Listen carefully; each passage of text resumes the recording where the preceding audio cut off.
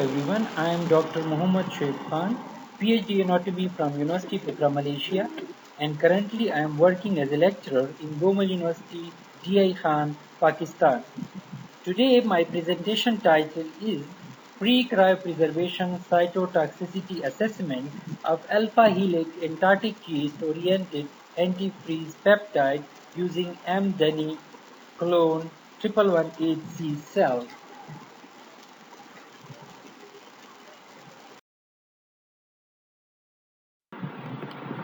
The contents of today's presentations are number 1, introduction, number 2, hypothesis, number 3, objectives, number 4, experimental details, and number 5, discussions, conclusions, and suggestions.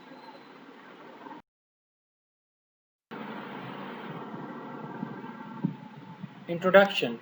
The cryopreservation of the tissues oblique organs became an active area of research from 1950s because of rediscovery of cryoprotective properties of glycerol.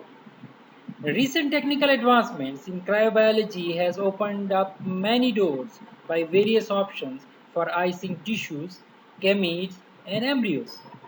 Since there are some challenges against organ freezing like sub-zero injury and recrystallization, these are the factors hindering in the application of cryopreservation.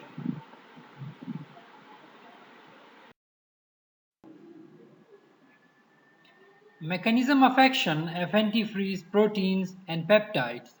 Antarctic organisms, e.g. plants and animals, have developed a unique type of adaptation of existence by producing antifreeze proteins. Contributing to freeze tolerance, these proteins have facilitated the survival of certain species in the harshest cold conditions. AFP inhibit ice crystal growth and lower the freezing point of water without altering the melting point. AFPs also inhibit the recrystallization of ice, which involves the growth of larger ice crystals instead of smaller ice crystals, as larger ice crystals increase the possibility of tissue damage. These are the few known mechanisms of actions of antifreeze proteins. Peptide AFP1M.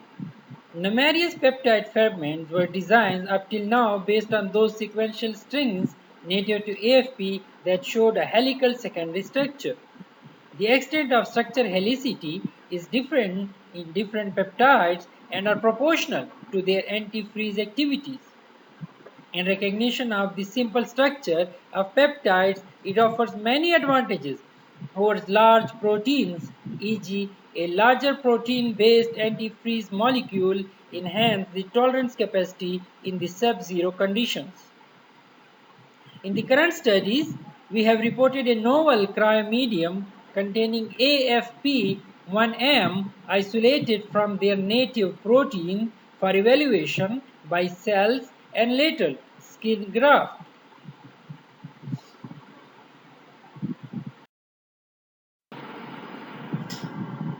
This slide shows the NMR structure of antifreeze peptide. This NMR structure of the peptide 1M shows a perfectly helix structure which correlates to the antifreeze activity of the peptide AFP1M.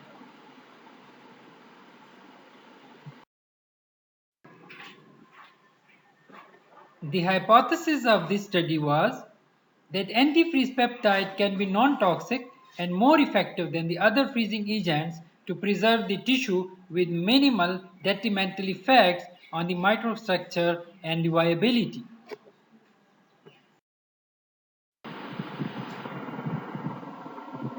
The objectives of the recent studies were to evaluate the toxicity of AFP1M and viability of cryopreserved cells using in vitro techniques, and to design a cryomedium for tissue cryopreservation containing AFP1M as a cryopreservation agent.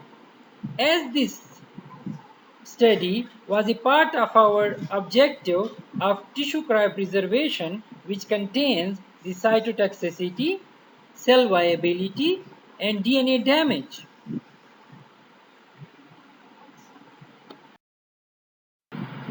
So I think this slide will help you to understand the details of that experiment, which I already told you that this experiment is a part of a study which we have done.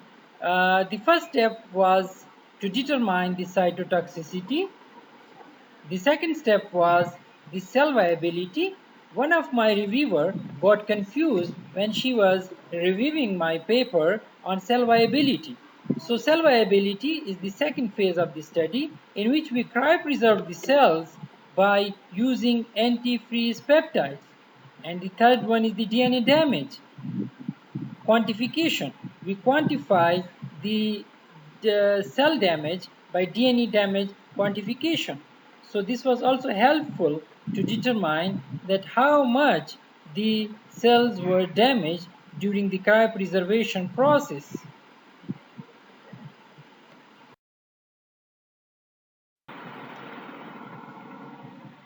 This slide is about the material and methods. Cell toxicity was determined before cell viability experiments using different concentrations of AFP1M in media, i.e. 0.5 mg per ml, 1 mg per ml, 2 mg per ml, 5 mg per ml, and 10 mg per ml. The cell segments were resuspended in different concentration of cryomedia containing AFP1M along with control that was 10% FBS. Cells were incubated with different concentration of AFP1M for 24, 48, and 72 hours. The MTT assay was applied in 96 well plate to check the cell viability. The viability was considered against the positive control efficacy.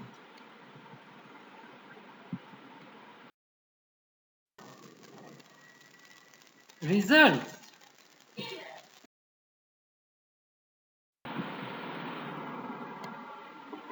This slide will actually help you to understand that what happens when we are incubated the cells with different concentrations of AFP1M at 37 degrees centigrade from 24 hours to 72 hours. So this was this slides the different concentrations.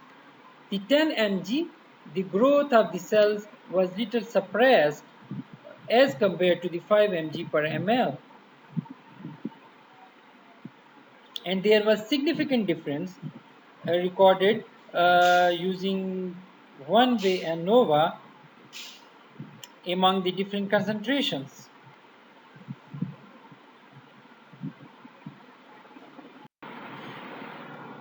Okay, this is another slide which shows the graphic presentation of comparison of growth of M-Deni clone cells incubated with AFP1M in different concentrations, i.e. 10, 5, 2, 1, and 0.5 mg per ml, along with the control 10% FBS, showing high significant difference by two-way ANOVA in 3 time periods in cell viability after incubation for 24 hours, 48 hours, and 72 hours with 5% carbon dioxide. So just it will help us to understand that 10 mg per ml and 5 mg per ml having the significant difference. Among the 3 periods, the 10 mg per ml, the growth was less as compared to 5 mg per ml and the 2 mg per ml. So it was also helpful to understand us that for the cells which when we are cryopreserving the cells with the different concentration of AFP1M, we should consider the 5 mg per ml as the best concentration for the tissue cryopreservation. But later on in the experiments, when we were cryopreservating the organ like the skin graft, the 10 mg per ml also shows very good cryopreservation when we are cryopreservating the organs.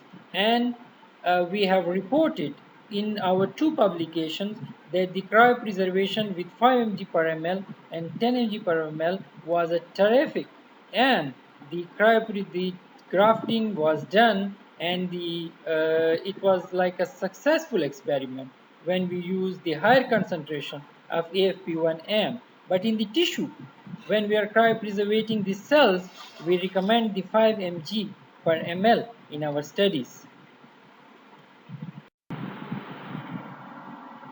So discussing our experiment, the 5 mg and the lower concentrations of 2, 1 and 0.5 mg treated cells achieve high scores at 72 hours, and comparatively slower growth was observed in 10 mg per ml. I am talking about the cell cryopreservation. The results were in line with the previous study, in which they found that the protective effect of different cryopreservatives, including the AFP, may be narrowed at the room temperature. And the basic aim of this experiment was to determine the cell toxicity, cytotoxicity. So we can say that our cryopreservative agent was non-toxic, and they don't show some like extraordinary results at any concentration about the cytotoxicity.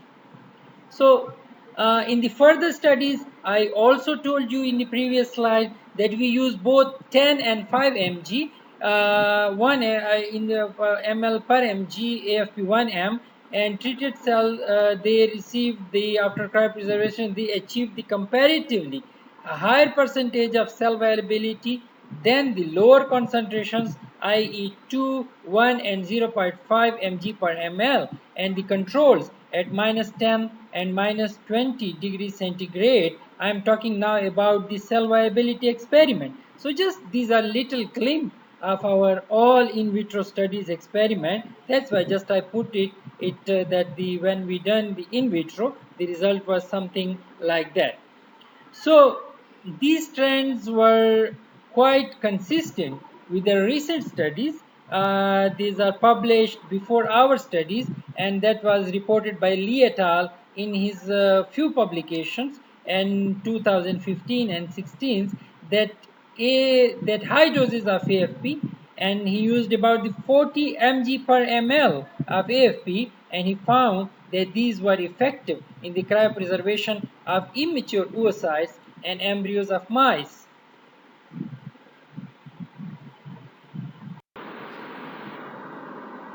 Conclusions. By this experiment, it can be suggested that AFP1M is a safe cryoprotectant, and it can cryopreserve the cells with minimum effects on the cells.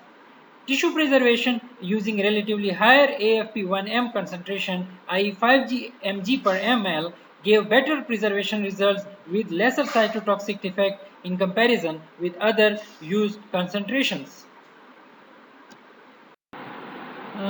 Future recommendation. These are three recommendations based on this study. Generally, these three recommendations can be applied on all our in vitro experiment. You can see the both paper in the forthcoming days about the in vitro studies.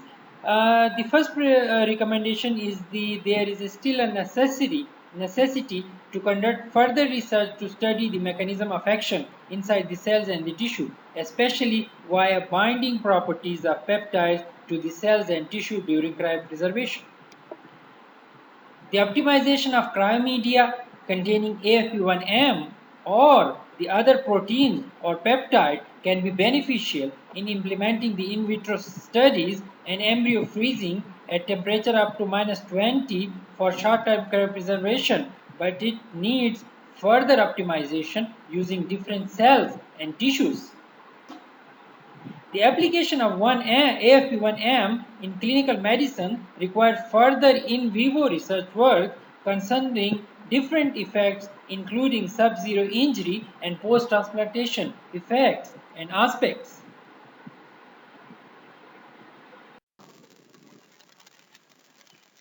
These are the references.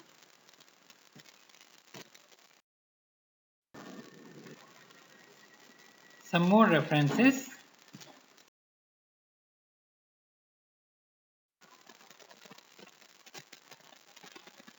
Thank you very much. Thank you very much to all my teachers, my supervisory committee for guiding us, and I'm here because of you people.